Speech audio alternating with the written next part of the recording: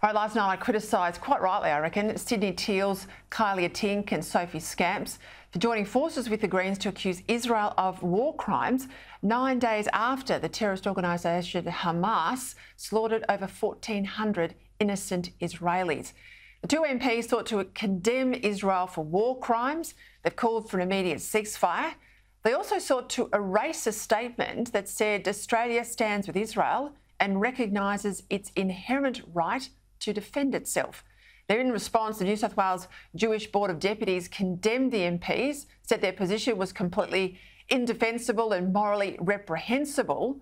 The Executive Council of Australian Jewry accused them of having a moral fog that insulted Jewish people. Today, Monique Ryan, though, Allegra Spender and Zoe Daniel, they've all distanced themselves from their fellow Teals.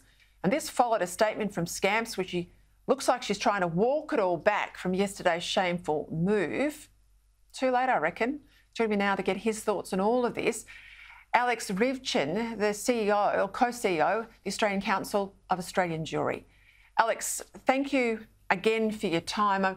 I sort of expected this rot from the Greens, you know, anti-Israel, a whole lot of ignorance. But geez, I was surprised to see that two Teal MPs joined in. What was your reaction? Well, I was as surprised as you, but, you know, we found it quite appalling, as we made clear in a letter to the two Teals that we sent earlier today. It's not difficult to do the right thing in these circumstances. It's not difficult to look at the slaughter of 1,400 people in their homes, at 250 young people massacred at a rave, to look at scenes of babies slain in their cribs, of people dragged off to captivity. 200 people, 200 Israeli civilians remain in captivity by the sadists and barbarians that Hamas are in Gaza at the moment. It's not difficult to look at that and just to simply condemn it. But these Teals, unfortunately, felt compelled to engage in these moral equivalences, these false equivalences, and side with the Greens.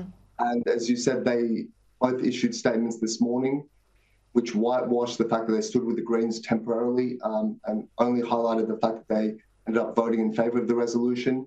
But their conduct has been noted and it won't be forgotten. Yeah, I'm interested in that won't be forgotten bit, because we know a lot of these Teal seats have significant populations of Jewish Australians. What sort of reaction in those communities have come from this pretty shameful behaviour? Well, I know that the members of the Jewish community in those seats are absolutely appalled and outraged, and many of them have contacted their MPs to let them know exactly how they feel, how let down they feel. But I don't think it'll just be the Jewish community that has its say on this issue at the next election. I think all Australians, all voters look to integrity and principle and look to see how their MPs act in these defining moments. And the fact that they acted so shockingly showed such a moral lapse in a critical time, in a time when the Jewish people are hurting, when Western civilization has taken such a blow. I think that they'll be punished at the polls next time. Look, you are right to remind us it's not just the Jewish community that's disgusted by these sorts of comments from the two women that we saw yesterday, and the attempt to wind it back today, which I just think is incredible.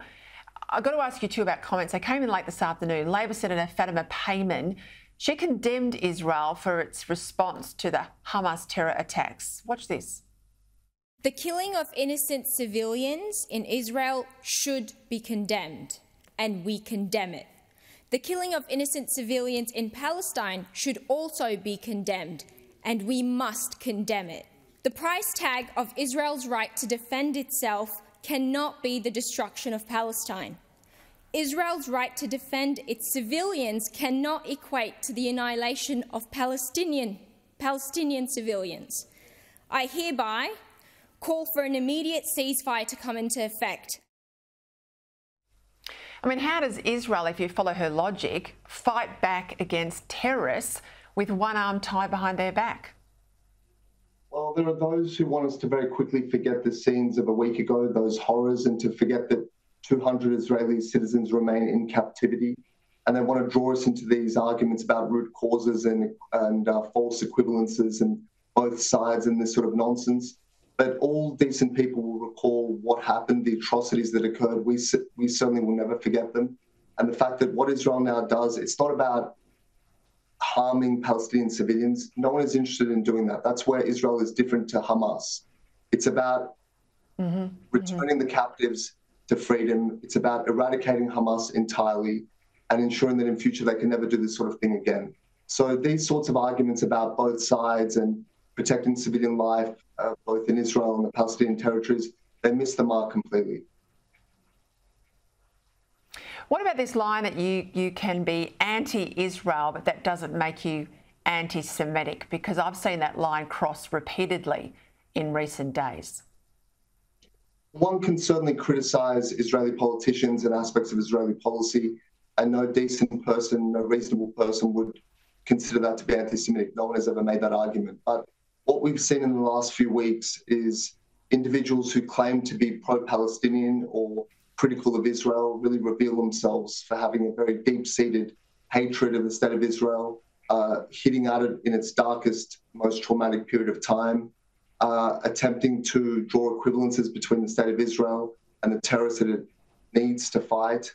So I think there's a very clear distinction between reasonable objections to matters of policy and something far more deep-seated and something far more elemental, which is often a contempt for the Jewish people expressed as a criticism of Israel.